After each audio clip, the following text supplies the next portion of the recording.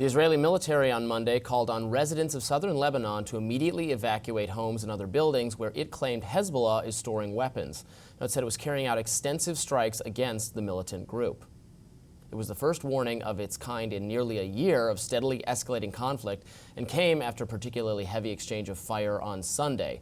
Hezbollah launched around 150 rockets, missiles, and drones into northern Israel in retaliation for strikes that killed a top commander and dozens of fighters. Now, these actions point to a wider war that many Middle East analysts have been warning about for some time. Here to break it down for us is Hussain Abdul-Hussain of the Foundation for the Defense of Democracies. Thanks for joining us.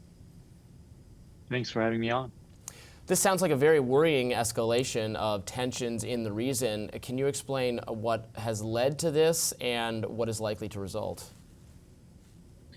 Well, this started when Hezbollah announced that it's going to join the Gaza war on October 8th in support of Hamas. And since then, there has been a lot of diplomacy and mediation trying to convince the pro-Iran militia to stop fighting. I think there has been so many proposals for unconditional ceasefire. Israel has agreed to this kind of ceasefire so many times. Hezbollah has refused so many times, the last time of which was on Thursday when its chief came on TV and said, we will not stop if the war in Gaza does not end. So this meant that this war would escalate, which we see is happening right now. So many of us are concerned about, World War III being what results from increased tensions between Israel and Hezbollah and then, Iran by proxy, all of this. What does the U.S. need to do to make sure that cooler heads prevail and we do not get dragged into a global conflict based on this? I really doubt that this conflict will see Iran joining. The reason why Iran designed these proxies, the likes of Hezbollah, the Houthis, Hamas, or the Iraqi militias, is exactly for Iran not to join in any fighting against Israel or America and the West. So I'm almost positive that the Iranians will not join this. The question is, what can we do to de-escalate things? I think we tried, and unfortunately we failed so far, but we can keep on trying to convince Hezbollah to agree to an unconditional ceasefire. I think if we can ever do that, things might cool down to an extent on that front between Lebanon and Israel. It's been stated that this targeted attack against Hezbollah with the pagers and the walkie-talkies was very effective. Do we know how much of the Hezbollah leadership has been hit? And of course, there's the tragedies of those who were in the presence of the civilians who've been struck, so I don't want to minimize that at all. But how effective was this in targeting the commanders? What we know, according to the Lebanese Ministry of Health, the total tally of those who got killed in the pager and the walkie-talkie blast stood at 37. We also know that Hezbollah issued 35 what they called the martyrs posters. That is, Hezbollah claimed 35 of the 37 killed, which to me seems like a very high percentage or precision, if you will. The second day, I think Israel also took out at least 12 commanders of Hezbollah who were meeting somewhere in the southern suburb of Beirut. So far, I think the number is more than 500 Hezbollah fighters, of which at least 15 or 20 of the top commanders in the chain of command have been taken out. So over the past 10 months, I think Israel has thinned out the leadership and the fighting force of Hezbollah, but I'm sure this militia still has a lot more fighters to engage in this war. Now, how long this war will go, how long Hezbollah will keep on going, no one knows. But as you can see right now, there's a tit-for-tat escalation. Hezbollah keeps on increasing the rockets, and Israel keeps on retaliating on a bigger scale. Former CIA Director Leon Panetta described the pager explosion tactic over the weekend as a form of terrorism. AOC made similar remarks. Anthony Blinken said the U.S. had no knowledge or involvement of it, and that we believe Israel should be de-escalating matters, though obviously they're not.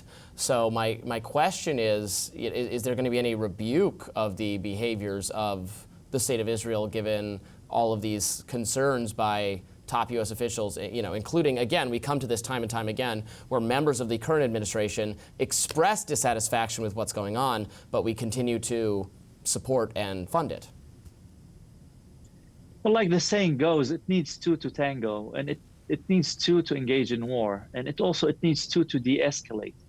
And we have, like I said, the U.S. has tried to de-escalate things. And on Thursday, after the pager blast, Hassan Nasrallah, the chief of Hezbollah, came on national TV and said, "There's no way we will stop this unless the war in Gaza stops."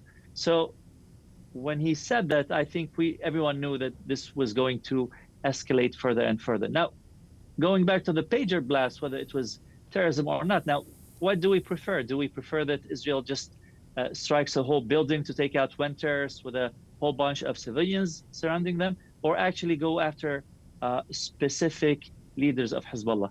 What we've learned so far is that Israel not only pinpointed the network of Hezbollah, because we know many other pagers in Lebanon did not blow up. And this tells us that this was a closed circuit military-grade network that Israel targeted. Unfortunately, there were 2 civilians who got killed. I think a 10-year-old girl who was handling her dad's pager, her dad being a fighter with Hezbollah. But collateral damage, unfortunately, happens from time to time. This is war, and no one can stop civilians from dying altogether. The best thing we can do is to convince Hezbollah to agree to a ceasefire, but until now, I don't think anyone has managed to do so. If this does escalate, and it seems like that's likely at this point, especially as we near the anniversary of October 7th, what's next? What other factors are we not considering? I mean, what is Saudi Arabia's role in this? You already discussed Iran and their unlikelihood to escalate on their front, but how does this continue to play out? Because Israel is surrounded by different countries that do not agree in policy and are disputing what's happening in Gaza, rightfully so. All of these countries have a right to protect their civilians. But how does that play out in the greater region, especially with big actors like, well, obviously, the United States and Saudi Arabia? Well, in countries that have actual governments, such as Jordan or Egypt, you see that the governments are on top of things. There are no war there. They have peace with Israel, and everything is working out.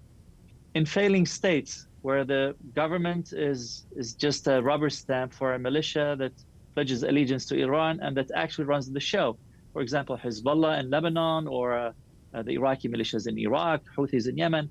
In these countries, governments are unable to protect their civilians because they're unable to rein in their militias. So the militias work on their own.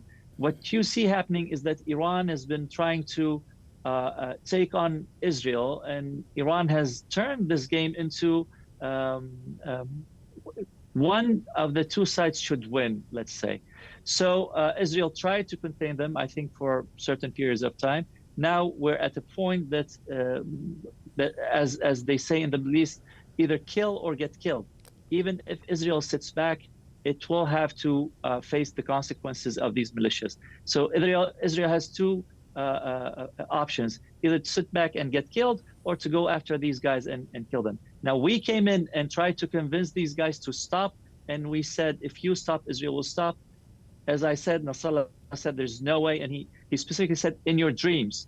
So I think as long as this is the point, this will have to play out, maybe until someone changes their mind and decide that they're okay with the ceasefire. Hussain Abdul-Hussain, thank you so much for joining us.